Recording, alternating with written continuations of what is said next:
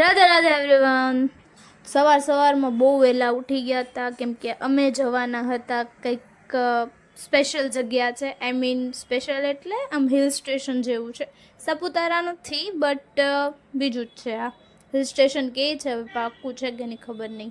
અને અમારી બેન, આજે મારા મામા અને બેનની બંનેની 11 છે, તો આજે થોડુંક મારે ખાવાનું વધારે બને છે, ઓછું થોડી।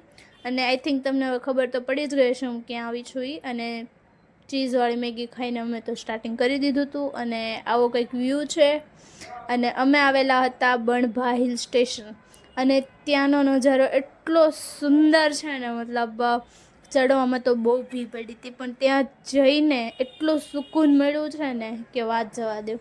અને ત્યાંથી થોડોક ટાઈમ વધ્યો હતો તો ગલતેશ્વર પણ જતા આવ્યા હતા, પણ ત્યાં કામ ચાલુ છે તો બી થોડીક વાર આમથી આટા મારી લીધા અને થોડુંક વિડીયો શૂટિંગ કરી લીધું। આઈ મીન બીજું તો હું કરવાની। અને રસ્તામાં જતાં જતાં ટ્રેન દેખાઈ ગઈ હતી વાદળમાં અને સાંજનો મસ્ત મોસમ ઢળતો તો સૂરજ આમ મસ્ત એમ।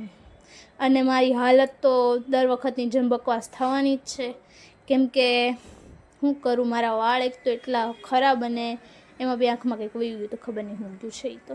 અને આવતા આવતા દેખાઈ ગઈ ઓકાતબાની ગાડી, એટલે પહેલાં મને ગમતી હતી પણ હવે નથી ગમતી કેમ કે હવે છપરીઓની છે હે ને, એટલે પછી મેં માઝા અને મોમોઝ ખાધા અને મારી બેનને ચીડવતી હતી કેમ કે મારી બેનને તો ખવાય એવું નહોતું, મારે એકને જ ખાવાનું હતું।